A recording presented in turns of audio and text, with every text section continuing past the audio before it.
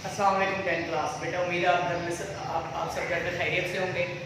10th class physics में हमारा जो चैप्टर चल रहा है chapter number 18 atomic and nuclear physics. बेटा हमारे अल्हम्दुलिल्लाह 5 लेक्चर्स हो चुके हैं, ठीक है। इसके बाद मज़ीद हमारा एक लेक्चर रह गया है और फिर हमारा मज़ीद एक लेक्चर न्यूमेरिकल से रिलेटेड होगा। तो जैसा बेटा डिसाइड हुआ था कि हम ऐसे चैप्टर्स उठाएंगे जिनका weightage board point of view से एक चैप्टर ऐसा होगा जिसका वेटेज कम हो और एक चैप्टर ऐसा होगा जो कि ज़्यादा मार्क्स आपको लेकर दे सकता हो, ठीक है। चलिए जी, आज का लेक्चर हम स्टार्ट करते हैं।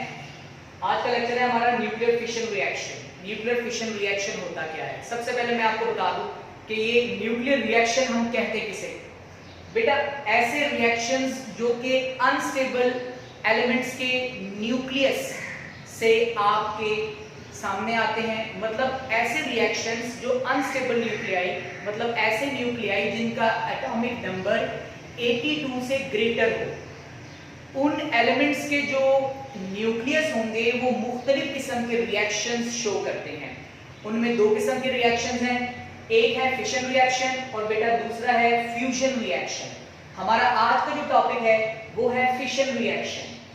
दोनों को अगर मैं कंपेयर करूं तो मैं ये आपको क्लियर करता हूं। फिशन रिएक्शन का मतलब ये है टूटने का अमल, ब्रेकिंग डाउन प्रिंसिपल, ठीक है।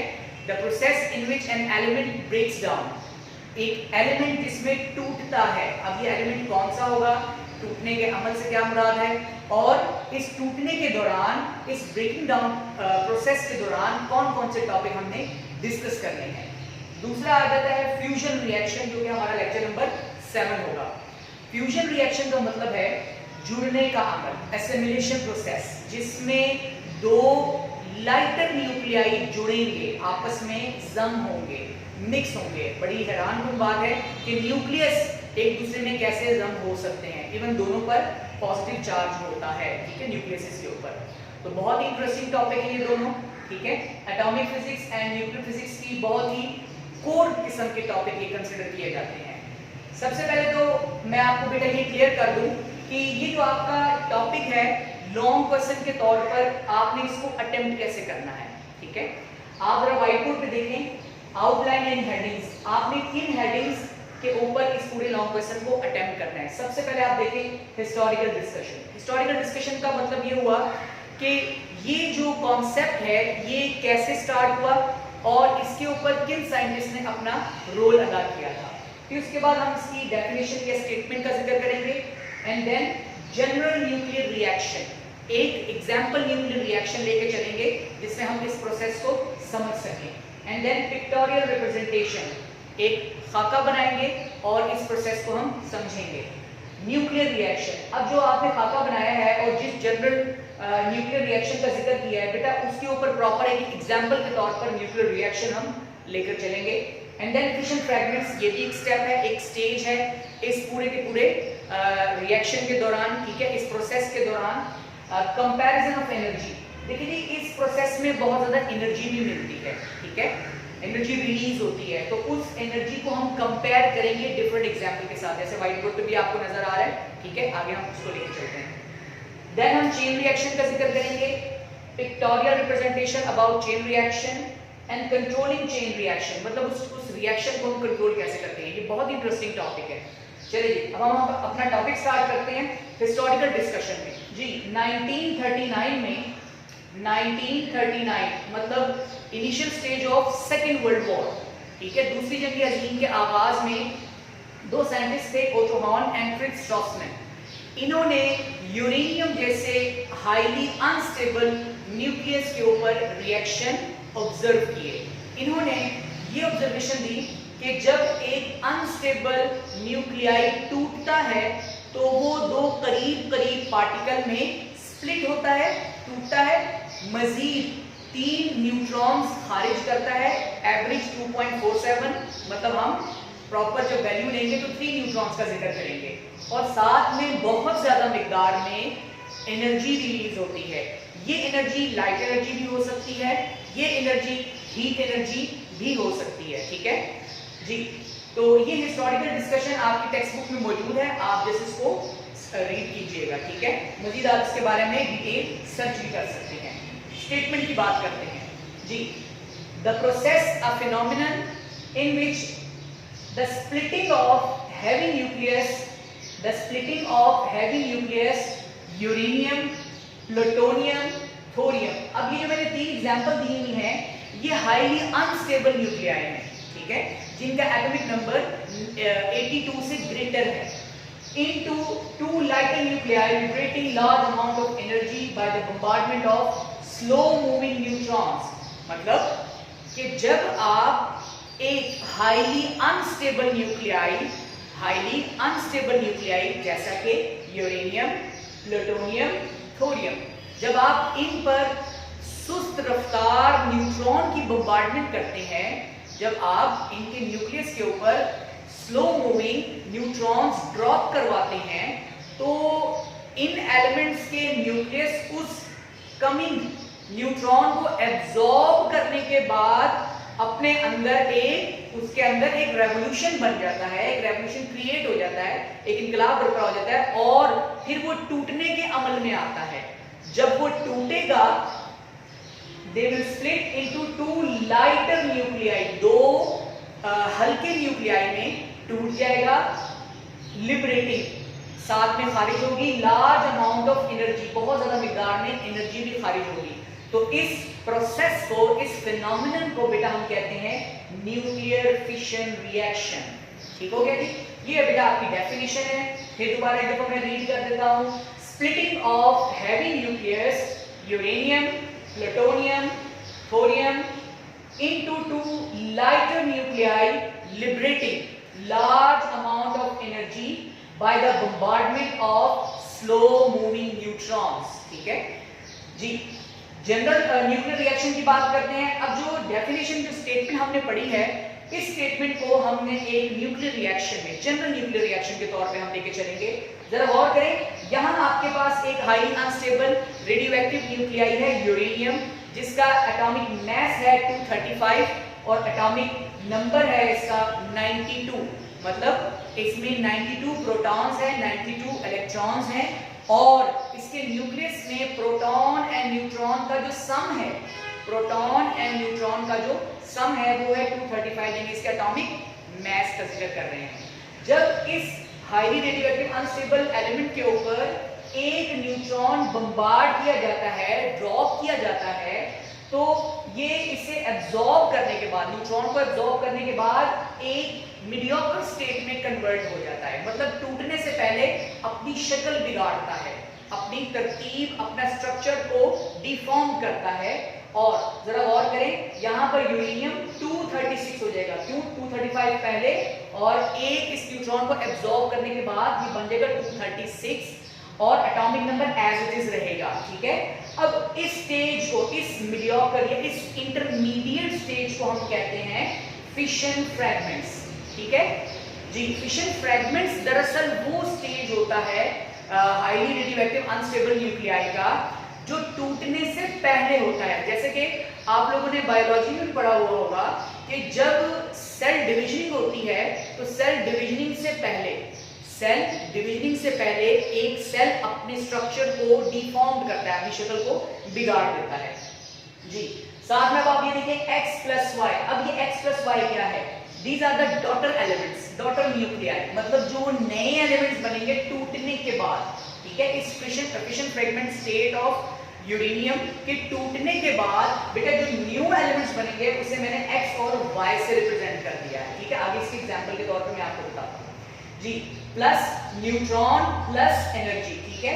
साथ में 3 न्यूट्रॉन भी यहां से लिबरेट करेंगे, खारिज होंगे, एस्केप आउट करेंगे जी। साथ में बहुत ज्यादा मिकदार में एनर्जी होगी। क्लियर हो गया जी? जी।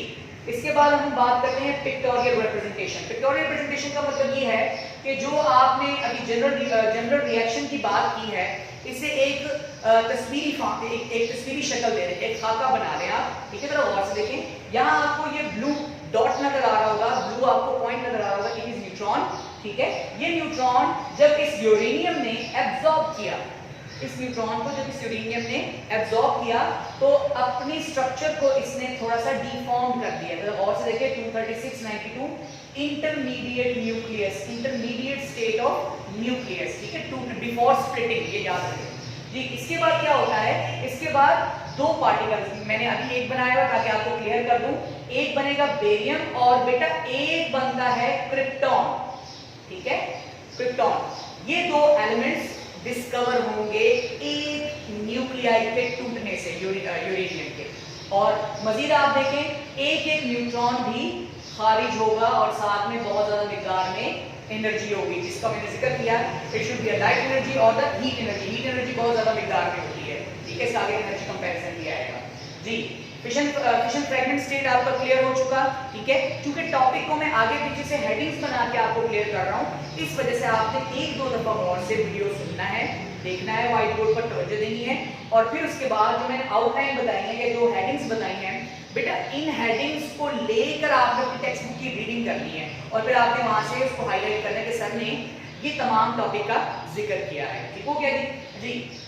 नेक्स्ट अब हम आ जाते हैं न्यूक्लियर रिएक्शन। न्यूक्लियर रिएक्शन में सेम वही चीज है जैसे मैंने आपको ऊपर बताया, न्यूट्रॉन, यूरेनियम, ठीक है, अनस्टेबल रेडियोएक्टिव एलिमेंट। जब इसने स्प्लिट होना है, टूटना है, तो टूटने के बाद इसने कौन कौन से एलिमेंट बनाए?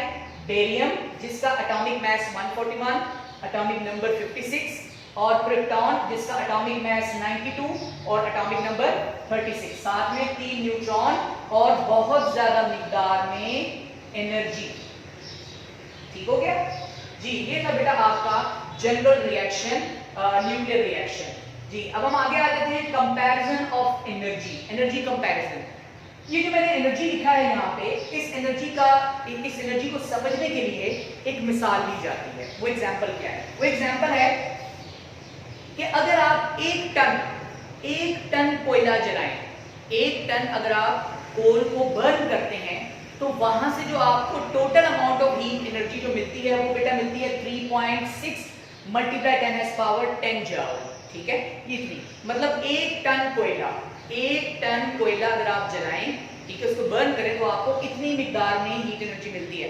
लेकिन इसके मुकाबले में अगर आप 1 किलोग्राम यूरेनियम बर्न करें इस प्रोसेस में, फिशन रिएक्शन में, 1 kg यूरेनियम से आपको कितनी एनर्जी मिलती है? Heat energy 6.7 multiply 10⁻11 joule. अब आप जरा गौर करें, 1 टन कोयला और 1 किलोग्राम कोयला, अगर दोनों के मैसेज को कंपेयर करें, 1 kg is much less than the 1 ton, ठीक है। तो एनर्जी भी आपको बहुत ज्यादा मिकदार में मिलती है। ऐसा क्यों कर होता है? देखिए बेटे, ये जो आपका जो अनस्टेबल न्यूक्लियाई होते हैं ना, ये बहुत ज्यादा रेडिएशंस खारिज करने वाले और स्प्लिटिंग प्रोसेस के दौरान बहुत ज्यादा हीट एनर्जी रिलीज करने वाले एलिमेंट्स होते हैं। क्लियर हो गया? जिनका जिक्र हम लोग, जो रेडिएशन का जिक्र हम लोग ऑलरेडी प्रीवियस लेक्चर में भी कर चुके हैं जी। ये था जी एनर्जी कंपैरिजन, ठीक है। उसके बाद नेक्स्ट टॉपिक हमारा आ जाता है chain reaction. What is mean by chain reaction जी? आपने केमिस्ट्री में एक टॉपिक आगे पढ़ना है 10th में, उसमें हाइड्रोकार्बन वाले टॉपिक में आएगा शायद, ठीक है, जिसे आप कहते हैं कैटिनेशन, ठीक है, जंजीर साजें। कैटिनेशन क्या होता है? एक कार्बन एटम दूसरे कार्बन एटम के साथ एक बॉन्ड बनाता है और एक चेन फॉर्मेशन बनती है, ठीक है। तो न्यूक्लियर फिशन रिएक्शन में भी सेम ऐसे ही एक चेन रिएक्शन या चेन प्रोसेस चलता रहता है। चेन क्यों कहा जाता है? दरअसल चेन इस वजह से कहा जाता है कि जो हर रिएक्शन में, हर एक इवेंट में, अब आपके सामने ये मैंने आपको एक इवेंट बताया है जिसमें एक न्यूट्रॉन है, uranium, intermediate state, krypton, barium, 3 neutrons and energy. ये एक इवेंट है। इस एक इवेंट से हासिल होने वाले न्यूट्रॉन्स मजीद आगे यूरेनियम न्यूक्लियस के साथ रिएक्ट करेंगे और इस प्रिंसिपल और इस प्रोसेस को मजीद आगे बढ़ाएंगे। तो इस वजह से हम इसको कहते हैं चेन रिएक्शन।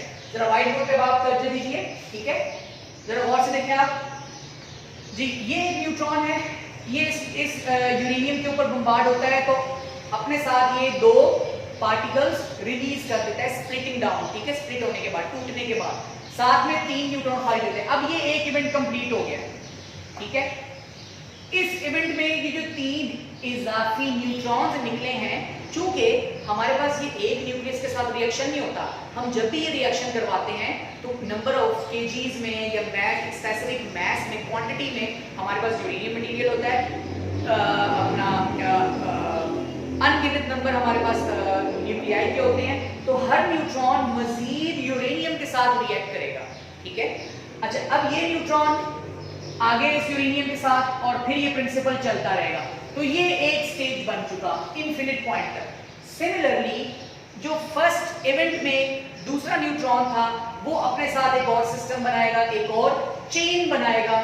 सिमिलरली थर्ड अपने साथ एक निजाम बनाएगा और इनफिनिट पॉइंट तक ये मामला चलता रहेगा। जरा गौर कीजिए कि बेटा ये जो पूरा प्रोसेस है, आपके ख्याल से इस पूरे प्रोसेस का जिम्मेदार कौन है? What is the reason of the continuity of nuclear fission reaction? जी सोचे जरा आप। जी बिल्कुल, इसका जो रिस्पॉन्सिबल है वो बेटा ये न्यूट्रॉन है, ठीक है। देखिए यहाँ पर एक न्यूट्रॉन है, रिएक्शन स्टार्ट करने के बाद इस मटेरियल को तोड़ने के बाद मजीद 3 न्यूट्रॉन भी अपने अंदर से रिलीज करता है। तो ये 3 न्यूट्रॉन किसी तरीके से कंट्रोल किए जाएंगे। मतलब कि अगर आप एक इवेंट से हासिल होने वाले न्यूट्रॉन को कंट्रोल कर लेते हैं तो आप इस चेन रिएक्शन को रोक सकते हैं, ठीक है। तो चेन रिएक्शन को रोकने के लिए जो कंट्रोलिंग प्रोसेस है बेटा वो होता है न्यूक्लियर रिएक्टर्स में। और से देखिए heading, controlling self sustained reaction. What is mean by self sustained? खुदकार चलने वाला। बस आपने क्या किया, आपने शुरू में मतलब बिल्कुल रिएक्शन के बिल्कुल स्टार्ट में आपने क्या किया कि आपने बस इसे इग्नाइट कर दिया, आपने एक न्यूट्रॉन को बम्बार्ड कर दिया, ठीक है। जैसे आपने एक न्यूट्रॉन को 1 kg यूरेनियम के ऊपर बम्बार्ड किया तो हुआ ये कि वो प्रिंसिपल खुदकार चलना शुरू हो गया, सेल्फ सस्टेन रिएक्शन। ऐसे रिएक्शंस जो खुद ब खुद चलते रहते हैं, ठीक है, और एक प्रॉपर चेन फॉर्मेशन बनाते हैं। तो इसे रोकने के लिए, इसके ऊपर कंट्रोल करने के लिए हमें न्यूक्लियर रिएक्टर्स की जरूरत होती है, ठीक है। बड़े बड़े कठारे होते हैं। पाकिस्तान में 2 न्यूक्लियर रिएक्टर्स हैं, कैनब और चेस्टनट, ठीक है। दोनों फिलहाल काम कोई खास नहीं कर रहे। कैनब जो कराची में है और चेस्टनट जो मियां वाली चश्मा बिराज के पास है, ठीक है। ये दोनों जो न्यूक्लियर रिएक्टर्स हैं ये हाईली अनस्टेबल रेडियोएक्टिव न्यूक्लियाई के ऊपर ही काम कर रहे हैं। तो अब आप सोचेंगे कि सर वहां पर क्या काम होता है? बेटा वहां पर जो एनर्जी हमें मिलती है, जो ये एनर्जी है जिसका मैंने अभी जिक्र किया, ठीक है, ये हीट एनर्जी जो है, इस एनर्जी को इस्तेमाल करके हम वाटर को आप स्टीम फॉर्मेशन में कन्वर्ट करने के बाद आप बिजली पैदा कर सकते हैं। तो इलेक्ट्रिसिटी प्रोडक्शन, पावर प्रोडक्शन के लिए हम इसे यूज कर रहे हैं। फिर अब आपके सामने ही है कि अमेरिका ने मुख्तलिफ किस्म की कंट्रीज के ऊपर इसकी इस्तेमाल, इसकी अवलूदगी के ऊपर, इसके जो यूजेज के ऊपर जो है ना पाबंदियां लगा दी हैं। पाकिस्तान भी उनमें से फिलहाल एक है। जी तो न्यूक्लियर रिएक्टर्स में बेटा हम कौन से मटीरियल आमतौर पर यूज करते हैं? हम बेटा करते हैं बोरॉन यूज कर सकते हैं, कैडमियम रॉड यूज कर सकते हैं, थिक कंक्रीट की मोटी मोटी दीवारें भी यूज कर सकते हैं। ये तमाम मटीरियल की खासियत ये है, इन तमाम मटीरियल्स की खासियत ये है कि हर इवेंट में हासिल होने वाले न्यूट्रॉन्स, हर इवेंट में हासिल होने वाले न्यूट्रॉन्स को अपने स्ट्रक्चर में एब्जॉर्ब कर लें, ठीक है। इनकी एब्जॉर्प्शन के बाद ये मटेरियल डिफरेंट स्टेबल एलिमेंट्स बनाना शुरू कर देते हैं और ये प्रोसेस ग्रेजुअली स्लो डाउन किया जा सकता है। तो ये था बेटा आज का आपका टॉपिक। एक और चीज मैं आपको बता दूं बेटा, हर इवेंट में कितनी एनर्जी रिलीज होती है? हर इवेंट में, ये एक इवेंट है, इस एक इवेंट में एक रिएक्शन में कितनी एनर्जी रिलीज होती है? 200 mega electron volt. Electron volt जो है ये एक यूनिट है एटॉमिक एंड न्यूक्लियर फिजिक्स में, जो रेडिएशन से हासिल होने वाली हीट एनर्जी है, ठीक है। वो एनर्जी कितने जाउल है उसे हम मेजर करने के लिए इलेक्ट्रॉन वोल्ट यूनिट मेजर करते हैं, यूज करते हैं। जरा और से देखें, 1 electron volt equals to 1.6 multiply 10 power -19 joule, ठीक है। ये बहुत इंपॉर्टेंट एमसीक्यू है, कांस्टेंट वैल्यू है इस पूरे के पूरे टॉपिक में। तो ये आपने बेटा आपने असाइनमेंट्स के अंदर जो आपने अपनी असाइनमेंट बनानी है, ठीक है, उसके अंदर इन तमाम आउटलाइंस को लेकर आपने पूरा का पूरा टॉपिक क्लियर करना है। आपको ये वीडियो लेक्चर असाइनमेंट बनाने में हेल्पफुल होगा। ये था बेटा आज का आपका लेक्चर। एक दफा मैं जरा दोबारा इस पूरे टॉपिक को समराइज कर लूं, ठीक है। सबसे पहले तो हिस्टोरिकल डिस्कशन है, ओटो हान फ्रिट्ज स्ट्रॉसमैन 1939। ये भी बहुत इंपॉर्टेंट एमसीक्यू है कि ये जो रिएक्शन ऑब्जर्वेशन हुई थी, ये दो साइंटिस्ट कौन थे और इन्होंने कब इसे ऑब्जर्व किया, मतलब सेकेंड वर्ल्ड वॉर के आगाज में, ठीक है, 1939 में। अच्छा, उसके बाद भी बेटा डेफिनेशन आ गई है, statement definition, general nuclear reaction, ये आपके सामने मौजूद है। इसे हम कहते हैं डॉटर न्यूक्लियाई और इसे हम कहते हैं पेरेंट न्यूक्लियाई।